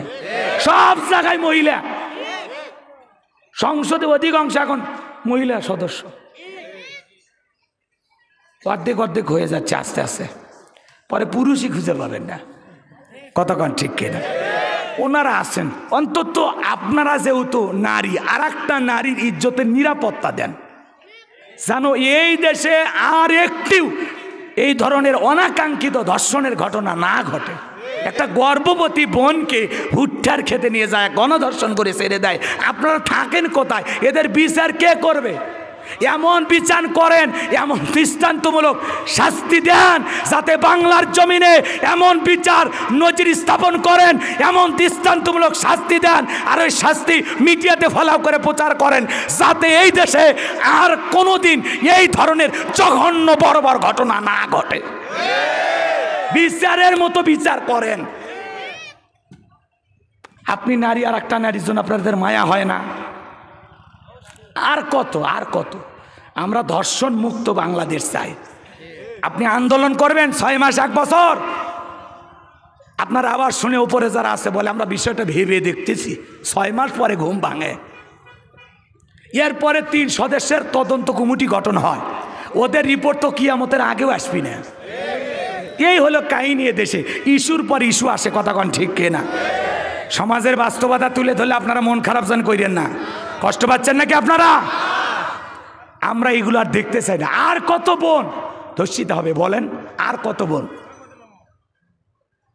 বিজয় দিবস আমরা পালন করি, আবার দেখবেন উপরে যারা আছে বলে অন্য অন্য দেশের তুলনায় আমাদের দেশে অনেকটাই আমরা নিয়ন্ত্রণ করেছি। বলে বিশ্বের অনেক দেশের তুলনায় আমাদের দেশে ধর্ষণ কমই হয়। আফসোস লাগে, মানে এগুলো শুনে হাস্যকর বক্তব্য মনে হয়। আর ভাই অন্য দেশে হয় কিনা সেটা আমরা শুনবার চাই না, অন্তত বাংলাদেশে আর যা না হয় সেই ব্যবস্থা করো বাপের বেটার মতো। তুমি অন্য দেশের সাথে তাল মিলেও কে? অন্য দেশে চিনি 50 টাকাতে, তোমার দেশে 150 টাকা কে? পাকিস্তানে গরুর গোস্ত 250 টাকাতে, তোমার দেশে 700 টাকা কে? দিলে ভাই, অন্য দেশের সাথে অপরাধের বেলায় তুলনা দেন যে না অন্য অন্য দেশের তুলনায় আমার দেশে অপরাধ কম, কিন্তু অন্য অন্য দেশের তুলনায় আমাদের দেশে জিনিসের দাম বেশি কেন? এই যে সামনে রমজান মাস, পৃথিবীর প্রত্যেকটা রাষ্ট্রে রমজান আসলে দ্রব্যমূল্যের দাম কমে, আর এই দেশে রমজান মাস সবচাইতে বেশি ব্যবসা করার মাস। প্রত্যেক দিন জিনিসের দাম বাড়বে, দেখার কেউ নাই। আরে ভাই, বাড়ির অভিভাবক যদি শক্ত না হয়, ছেলে মেয়ে দুষ্ট হওয়া স্বাভাবিক। তো দেশের যারা অভিভাবক এরা যদি শক্তিশালী না হয়, এরা যদি জিনিসগুলো শক্ত হাতে দমন না করে, তাহলে এই ধরনের সিন্ডিকেট তৈরি হবেই। প্রত্যেক দিন তেলের দাম, চালের দাম, ছোলা বুটের দাম বাড়াবে, কিচ্ছু করার নেই। ওপর থেকে বলবে এ দেশে কেউ না খেয়ে থাকে না, আমাদের ইনকাম বেড়েছে, এই জন্য জিনিসের দামও বেড়েছে। মানে অজুহাত আছে একটা। কথা কন না গে? হ্যাঁ, কষ্ট হচ্ছে আপনাদের? বাজান গো, আমার বুকটা ফাটে গেছে। ওরা গরিব মানুষ, স্বামী স্ত্রী। আপনারা দেখবেন, নিউজটা দেখবেন, দেশ টিভিতে আমি দেখলাম, আমি অবাক হয়ে গেলাম। একটা গর্ভবতী আমার বোন, সে যদি তার সন্তানটাকে একটা নিরাপদ জীবন না দিতে পারে, আর যারা এই ধরনের কাজ করেছে এরা তো নর পশু, এরা তো জানোয়ার, এদের তো বেঁচে থাকার অধিকার নাই, এদের বেঁচে থাকার কোনো অধিকার নেই। অন্তত দেশের সর্বোচ্চ আইন ফাঁসি, ডাইরেক্ট ফাঁসি দেন, ধরেন ধরে ফাঁসি দেন। কথা কন, আল্লাহর আইন দিয়ে বিচার না করলে দেশের আইন অনুযায়ী বিচার করেন নাকি কন? তা তো করে না। তারিখের পর তারিখ পরে, ডেটের পর ডেট পরে উকিলের মার পেছে, ধর্ষকের টাকার বেশি হইলে কোনো না কোনো দিক দিয়ে বের হয়ে যায়। হ্যাঁ, টাকার জোরে দুনিয়া ঘরে, টাকা বড় ধন, থাকলে টাকা পর মানুষ হয় রে আপনজন। অট্টলিকা বাগবাগিচা সুনাম যশের ডালা, হীরা জহরত পান্না স্বর্ণ মুক্তা মালা, টাকা দিয়ে এসব কিছু যাই রে হেতায় কেনা, থাকলে টাকার হয় না শিশু আছে না অজানা। কথা কন না কা? আজকে কি বলবেন? এগুলো অনেক ছন্দ আগে বলতাম, এখন মনে থাকে না। রাগ করেছেন মনে হয়? এই টাকা টাকা টাকা দিয়ে কি না হয়? আমার ভাইয়েরা সামনের দিকে যায়, যে কথা বলতে চাচ্ছিলাম, তাহলে ধর্ষণ মুক্ত বাংলাদেশ গড়তে হলে আল্লাহর কোরআনের আইন দিয়ে বিচার করা লাগবে। কথা কন ঠিক কিনা? আল্লাহর আইনের পক্ষে কারা কারা দুই হাত তুলে দেখান, লিল্লাহে তাকবীর। হাত নামান আমার ভাইয়েরা। তাহলে আল্লাহ তাআলা ডেকে বলেন, ফাসল্লি লিরাব্বিকা ওয়ানহার, এক নাম্বার রবের উদ্দেশ্যে সালাত আদায় করো। তাহলে নামাজ হবে একমাত্র কার জন্য? আরো জোরে বলেন, কার জন্য? কদ আফলাহাল মুমিনুন আল্লাযীনা হুম ফি সালাতিহিম খাশিউন। অবশ্যই মুমিনরা সফল যারা নিজেদের সালাত বিনয়ের সহিত, নম্রতার সহিত আল্লাহর ভয় নিয়ে আদায় করে। তাহলে বলেন তো বাজান, মুমিন জীবনে সালাত হবে একমাত্র কার জন্য? 5 ওয়াক্ত সালাত মসজিদে গিয়ে জামাতের সহিত কার কার আদায় করার ইচ্ছা থাকে, শেষবারের মতো হাত তুলে দেখান। 5 ওয়াক্ত পড়বেন তো ইনশাল্লাহ? নাকি হাত তোলা পর্যন্ত শেষ? ওয়াদা কি প্যান্ডেলে থাকবে না ঘর পর্যন্ত যাবে? 5 ওয়াক্ত সালাত আদায় করবো ইনশাআল্লাহ। হাত নামান বাজান গো আমার। এই পরে এদিক খেয়াল করেন, শেষ কথাটা কি? ওয়ানহার। ওয়ানহার মানে কি করা? কোরবানি করা। নিজের আমিত্বকে কোরবানি করা, অহংকারকে কোরবানি করা, নিজের পশুসুলভ আচরণকে কোরবানি করা, সময় অর্থ জানমালকে কোরবানি করা। কোরবানি করা মানে খালি গরু ছাগল জবাই করা না। আর এমন গরু ছাগল জবাই করে, বাপরে বাপ, 7 জনে একটা গরু ভাগে কনে, 4 জন দড়ি ধরে টানে, 3 জন ঠেলে, যেই গরুর উপরে বয়স্ক ভাতা ওয়াজিব।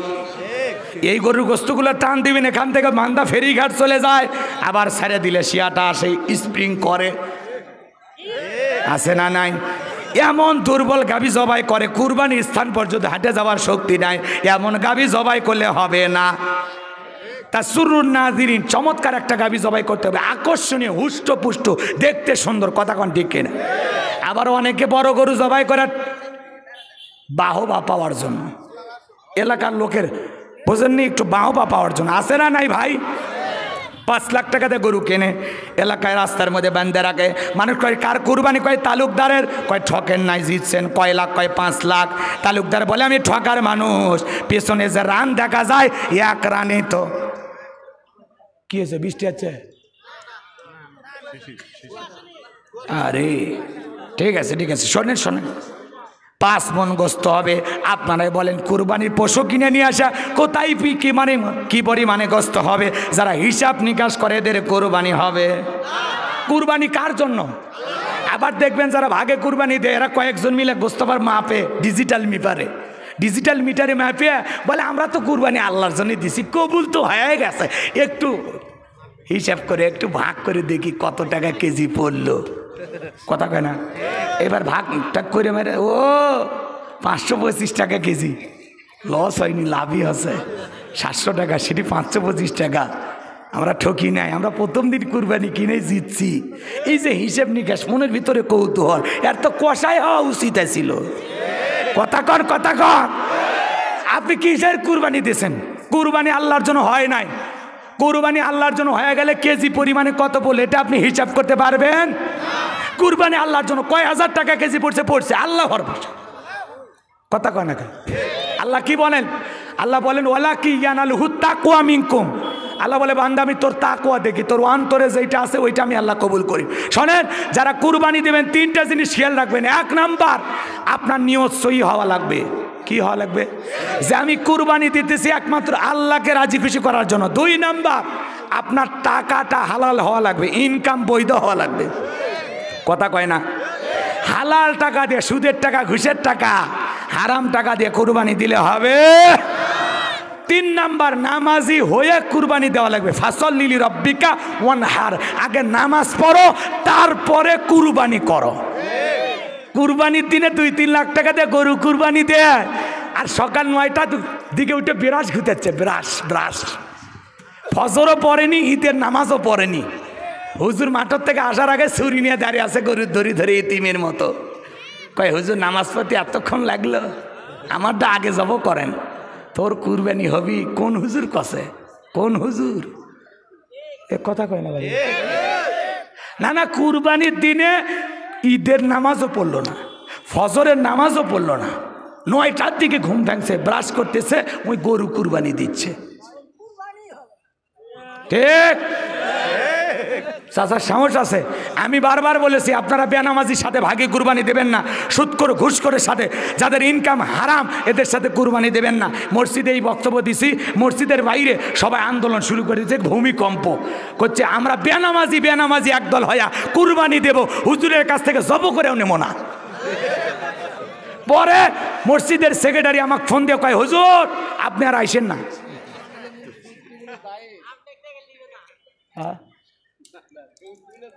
সুদ জায়েজ, কে কসক ধরেন তো আপনি আসেন, জায়েজ না। চাপাবাজি দিয়ে ইসলামের হারাম জিনিসকে আপনি হালাল বলতে পারবেন না। আপনার চাপাবাজিতে ইসলাম চলে না, ইসলামের গতিতে চলে, ইসলামের নির্দিষ্ট দলিল আছে। কথা কন ঠিক কি না? হ্যাঁ, আল্লাহ সুদকে হারাম করেছে আর আপনি বলেন হালাল নাকি?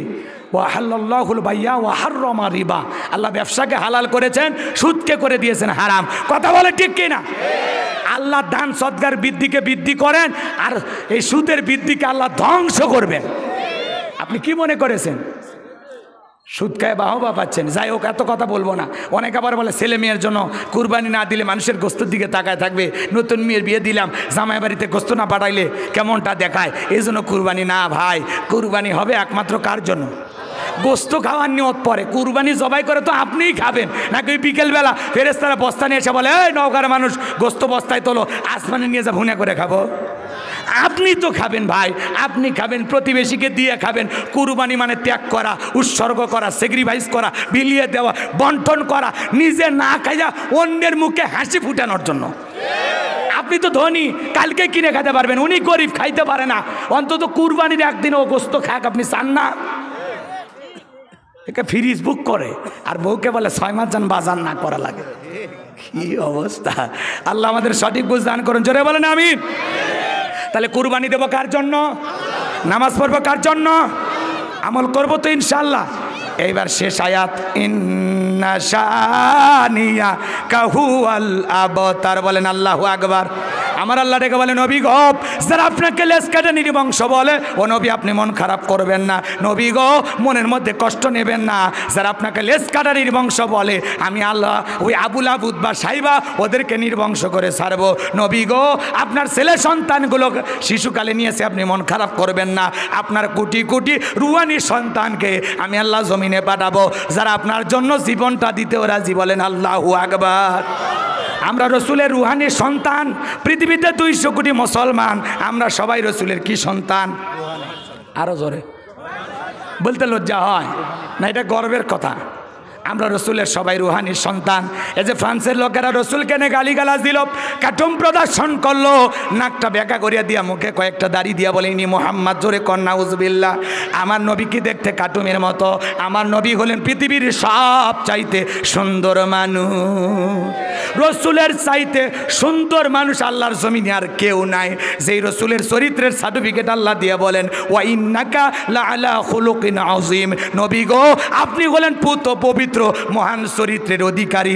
আযীম আরবিতে এমন একটি শব্দ যার গভীরতা মাপা যায় না। আল্লাহু আকবার কন। তাহলে নবীর চরিত্রের সার্টিফিকেট দিয়েছেন কে? আরে ফ্রান্সের লোকেরা রসুলের কার্টুন প্রদর্শন করে, নবীকে নিয়ে গালিগালাজ দেয় যারা অবৈধভাবে দুনিয়াতে জন্ম হয়েছে তারা, যারাই নবীকে গালি দেবে এদের জন্মের ঠিক নাই। ওয়ালিদ বিন মুগিরা রসুলকে গালি গালাজ দিতেছিল অকাত্য ভাষায়। আমার নবীকে যখন গালি দেয় আমার আল্লাহ আসমান থেকে সহ্য করলেন না, আমার আল্লাহ আয়াতে কারিমা নাজিল করে জানায় দিলেন উতুল্লিম বাদা জালিকা জানিম, নবী গো এই ওয়ালিদ বিন মুগিরা আপনাকে গালি দেয়, এ হলো পিতৃ পরিচয়হীন জারো সন্তান, এ একটা বাস্টার্ড। এ বক্স কি বন্ধ করছে? এ আর একটু সরেন তো, সরেন তো, বক্সের আওয়াজে না কানে আসুক, কানে আসুক। কষ্ট হচ্ছে আপনাদের, ভালো করে বোঝার চেষ্টা করবেন। ওয়ালিদ বিন মুগিরা আরবের মানুষ, এই কথা শোনার পর ডেকে বলে নবী আপনি থাকেন, আমি মায়ের কাছে যাই। ছেলেটা বৈধ না অবৈধ জানে কে? ফ্যাক্টরির মালিক মা। কথা কোন কথা। এইবার ওয়ালিদ বিন মুগিরা তার মায়ের কাছে গেছে, ডেকে বলে মা নবী আমাকে বলেছেন উতুল্লিম বাদা জালিকা জানিম, আমি নাকি পিতৃ পরিচয়হীন জারর সন্তান, যা বলবি সত্য বলবি, মিথ্যা বলবি না। ওয়ালিদ বিন মুগিরার মা মনে মনে ভাবে এত গোপন খবর নবী জানলো কেমনে? নবী তো জানতেন না, নবীকে জানিয়ে দিয়েছেন তিনি কে? আরো জোরে বলেন তো কে? এবার ওয়ালিদ বিন মুগিরার মা বলে বাবা আমিও মিথ্যা বলবো না, আমার এক ঠ্যাং কবরে গেছে, যা বলবো সত্য বলবো। তবে শোন বাবা, তোর বাবা ব্যবসা বাণিজ্যের কাজে এতটাই ব্যস্ত থাকতো, তোর বাবা দুনিয়ার ব্যবসা বাণিজ্য বোঝে, টাকা চেনে কিন্তু তোর মায়ের মন বোঝে না। সে যে কেন এলো না কিছু ভালো লাগে না, এবার আসুক তারে আমি মজা দেখাবো।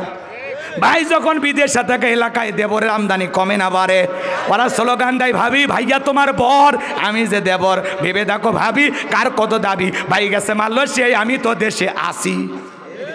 কথা কয় না এ যুবকে নাই তোমরা এরকম আছে না নাই? মা বোন যারা বসে আছেন মা খবরদার, দুইটা পুরুষ হইতে সাবধান, একটা দেবর আর একটা দুলা ভাই, এরা হলো মৃত্যুতুল্য, বিষাক্ত সাপের চাইতেও এরা ভয়ঙ্কর। কথা কন ঠিক কিনা? ভালো করে বুঝবেন, ভালো করে বুঝবেন। সুযোগ পাইলে দেবর ভাবির ঘরে ঢুকে বলে ভাবি আপনার চেহারার দিকে তাকাইলে মনে হয় না যে আপনার বিয়ে হয়েছে, এই বদমাইশ, বিয়ে না হলে ভাবিটা কিস কাক। ভাবি যদি ইমানদার হইতো ডেকে বলতো কুল্লিল মুমিনিনা ইয়াগুদ্দুনা মিন আবসারিহিম, দেখে বলবে দেবর মুমিন পুরুষের দৃষ্টি থাকবে নিচের দিকে, আমাকে দেখার অধিকার তোর ভাইয়ের আছে, তোর জন্য আমাকে দেখা জায়েজ নাই, ঘর থেকে বের হয়ে যা। কে দিলে ভাবি হলো ডিজিটাল ভাবি, দেবর প্রশংসা করলে খুশি হয়, কায় কাছে আয় বস, কথা কয় না, রাগ করেছেন মনে হয়। আর এই যে যারা শাশুড়ি আসছে এরা খুব খারাপ। কেন বললেন হুজুর? শোনেন, জামাই বাড়িতে আসছে, নিজের হাতে প্লেটে খাবার টাবার দিয়া 14 বছর 16 বছরের যুবতী মেয়েটাকে বলে মা এটা তোর দুলা ভাইকে দিয়ে আয়, শিয়ালের কাছে মুরগি পাঠাচ্ছে। এই 14 বছর 16 বছরের যুবতী শালি দিয়ে দুলে ভাইয়ের খেদমত করা জায়েজ? জায়েজ না হারাম? শাশুড়ি হলে মায়ের মতো, মেয়ে বলবে মা খাবার রেডি কর, আমি একটু তোর দুলে ভাইকে খাবার দেব, মেয়ে খাবার রেডি করবে, মা খাবারের প্লেটটা নিয়ে যায় জামাইয়ের সামনে যাবে, বাবা জামাই খাওয়া দাওয়া করো। কথা কয় না? তোমার চেহারা দিন দিন শুকে যাচ্ছে, বাবা নিজের প্রতি যত্ন নিও, বাবা ভালো থাকো, আল্লাহ ভালো রাখো, আমার মেয়েটাকে ভালো রাখো। কথা কয় না? কথা কয় না? শাশুড়ি মায়ের মতো গল্প করবে, দেখা করা জায়েজ, কথা কন ঠিক কিনা? কিন্তু দুলে ভাইয়ের সামনে শালি যাওয়া আজকে সমাজে ফ্রি কইরা, এই যে ব্রাহ্মণবাড়িয়া জেলায় বিজয়নগর থানায় আজকে তুল কালাম, প্রেমকে নিয়ে সংঘর্ষ মারামারি, দুইটা গ্রামের বিরোধ চলে আসতেছে বহুদিন ধইরা, সিনেমার গল্পকেও হার মানিয়েছে। এইবার এই গ্রামের যার সাথে বিরোধ এই গ্রামের ছেলে, আর ওই গ্রামে যার সাথে বিরোধ ওই গ্রামের মেয়ে, দুইজন মিলে প্রেম করে পালিয়ে গেছে।